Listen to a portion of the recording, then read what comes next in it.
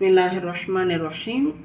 நம்ம தொடர்ந்து சூரத்துல் ஃபாத்திஹா அந்த வசனங்களுடைய தஃப்சீர்களை பார்த்துட்டு வரோம். இய்யாக நஅபுது வ இய்யாக நஸ்தஈன். இய்யாக அப்படின்னா உன்னையே, நஅபுது நாங்கள் வணங்குகிறோம், வ இய்யாக இன்னும் உன்னிடமே, நஸ்தஈன் உதவியும் தேடுகிறோம். அல்லாஹ் தான் நம்மை படைத்தான், அவனே நம்மை பரிபாலிக்கின்றான். இரவு பகலாக அவனது அருட்கொடைகள் நம் மீது பொழிந்து கொண்டே இருக்கின்றன. மேலும் கியாமத் நாளில் அவனுக்கு முன்னால் நின்று கணக்கு கொடுக்க வேண்டும் என்பன போன்ற விஷயங்கள் எப்போது நமக்கு தெரிய வந்ததோ அப்போதிலிருந்து நமக்குள் என்னென்ன மாற்றங்கள் வர வேண்டுமென்றால், நாம் அல்லாஹ் ஒருவனை மட்டுமே வணங்க வேண்டும், அவனுக்கு யாரையும் இணையாக ஆக்கக்கூடாது, அவனது பேச்சை கேட்டு நடக்க வேண்டும், அவனுடைய கட்டளைகளுக்கு அடிப்படைய வேண்டும். இதுதான் நம்முடைய கொள்கை. இந்த கொள்கையின்படி வாழ்ந்தாதான் நாம் வெற்றி பெற முடியும். நமக்கு ஏதேனும் தேவை ஏற்பட்டால் அவனிடமே கேட்டு பெற வேண்டும். இப்போ உதாரணமாக நமக்கு மனிதர்கள் மூலமாக ஒரு தேவையே அப்படின்னாலும் அல்லாஹ் தான் அவங்க மூலமாக நம்முடைய தேவையை நிறைவேற்றுவான். முதல்ல நம்ம அல்லாஹ்விடத்தில் கையேந்திட்டு அடுத்து மனிதர்களிடத்து முயற்சி செஞ்சோம்னா உடனே அல்லாஹ் நமக்கு அந்த தேவையை நிறைவேற்றிடுவான். எடுத்தோடனே நம்ம மற்றவங்க கிட்ட போய் தேவையாகக்கூடாது. நம்முடைய அனைத்து தேவைகளையும் அவனிடமே கேட்க வேண்டும். சகலவிதமான பொய்க் கடவுள்களையும் படைப்பினங்களையும் புறக்கணித்துவிட்டு அல்லாஹ் ஒருவனை மட்டுமே நம்ப வேண்டும்.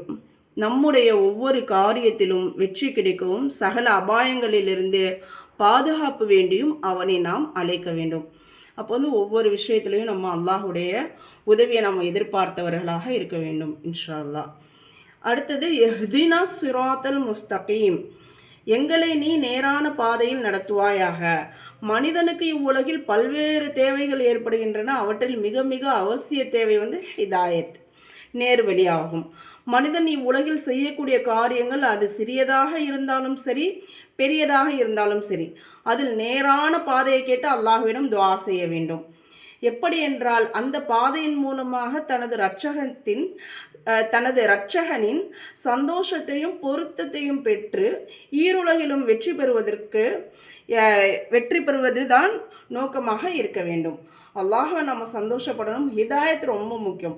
நமக்கு ஹிதாயத் கிடைச்சிருச்சுன்னா அல்லாஹ்விடத்துலேருந்து எல்லாமே கிடைச்ச மாதிரி தான்.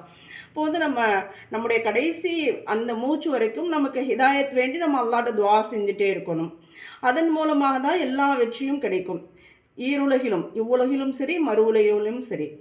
தீன் துன்யாவுடைய வெற்றி அல்லாஹுடைய நேரான வழியில் நடப்பதில் தான் இருக்கின்றது. சிராத்துல் முஸ்தகீமை விட்டுவிட்டு தவறான பாதையில் நடப்பதில் மாபெரும் தோல்விதான் இருக்கின்றது. அல்லாஹ் நம்ம பாதுகாக்கணும். எனவேதான் அல்லாஹு தாலா இந்த ஆயத்தில் நமக்கு துஆ செய்ய கற்று தந்துள்ளான்.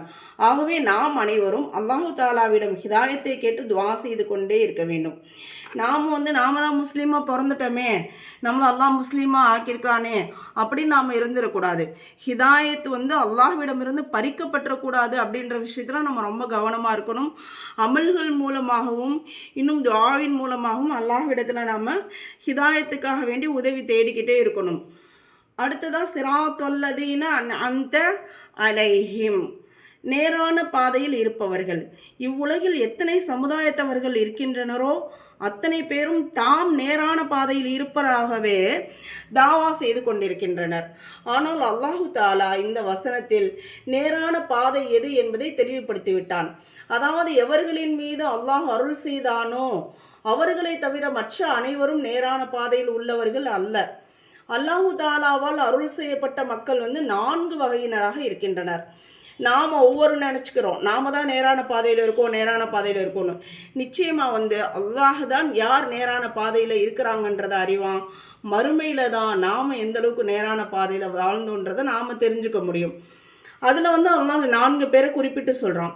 நபிமார்கள், அதாவது அல்லாஹு தாலா தன் கட்டளைகளை தம் அடியார்களிடம் கொண்டு சேர்ப்பதற்காக தன் அடியார்களிலிருந்தே தேர்ந்தெடுத்த நல்லடியார்கள். உண்மையாளர்கள், அதாவது நபிமார்களின் பேச்சை ஏற்று அதை உண்மைப்படுத்தி மிக உயர்ந்த அந்தஸ்துக்களை எவர்கள் அடைந்து கொண்டார்களோ அப்படிப்பட்ட நல்லடியார்கள். இவர்களுக்கு அவுலியாக்கள் என்று கூறப்படும். இவங்களும் நல்லடியார்கள், உண்மையாளர்கள். அவங்க காலத்தில் என்ன செஞ்சிட்டாங்க? நல்ல முறையில் வாழ்ந்து நல்ல முறையில் அவங்க வஃபாத்தானாங்க. அடுத்ததாக வீர மரணம் அடைந்தவர்கள், அதாவது அல்லாஹ்வுடைய பாதையில் சென்று தமது உயிரையே தியாகம் செய்து விட்டார்களே அப்படிப்பட்ட நல்லடியார்கள் இவர்களுக்கு வந்து ஷஹீதுகள் என்று கூறப்படும். நல்லோர்கள் அதாவது ஷரியத் சட்டதிட்டங்களை முழுமையாக பின்பற்றி நடப்பவர்கள் இவர்களுக்கு சாலிஹீன்கள் தீன்தாரிகள் என்று கூறப்படும். இந்த 4 பேர்களையும் அல்லாஹ் என்ன சொல்றான், நல்லடியார்கள் அப்படின்னு சொல்லப்படுது. வைரில் மக்தூபி அலைஹிம் வலத்தால்லீன், கோபத்திற்குள்ளானவர்கள், வழி தவறியவர்கள். வாலினா வழி தவறியவர்கள், மாதூப்னா கோபத்திற்குள்ளானவர்கள்.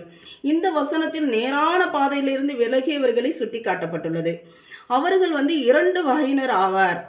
இவர்கள் ஒன்று வந்து அல்லாஹ்விற்கு மாறு செய்தவர்கள், நபிமார்களின் பேச்சை கிண்டல் செய்தவர்கள், மறுத்தவர்கள். இதன் காரணமாக அல்லாஹ்வுடைய கோபமும் வெறுப்பும் அவர்களின் மீது இறங்கியது. குறிப்பாக அவர்களில் யகூதிகளும் உள்ளனர். இப்படிப்பட்டவங்களை விட்டு தான் நம்ம அல்லாஹ்ட்ட என்ன செய்கிறோம், பாதுகாப்பு தேடுவோம் ஒவ்வொரு தொழுகையிலையும். இரண்டாவதா வந்து இவர்கள் அறியாமையின் காரணமாக நேரான வழியை தவிர்த்துவிட்டு தவறான பாதையை தேர்ந்தெடுத்தவர்கள். குறிப்பாக அவர்களில் நஸ்ரானிகளும் உள்ளனர். அப்போ இந்த 2 பேர்களை போன்று அல்லாஹ் ஆக்கிவிடாமல் நமக்கு நேரான பாதையை கொடுக்க வேண்டுமென அல்லாஹ்விடத்தில் நம்ம துஆ செஞ்சுட்டே இருக்கணும். நம்ம அனைவர்களையும் அல்லாஹ் என்ன செய்யணும், நேரான பாதையில் நடத்துவானாக. அஸ்ஸலாமு அலைக்கும் வரஹ்மத்துல்லாஹி வபரகாத்துஹு.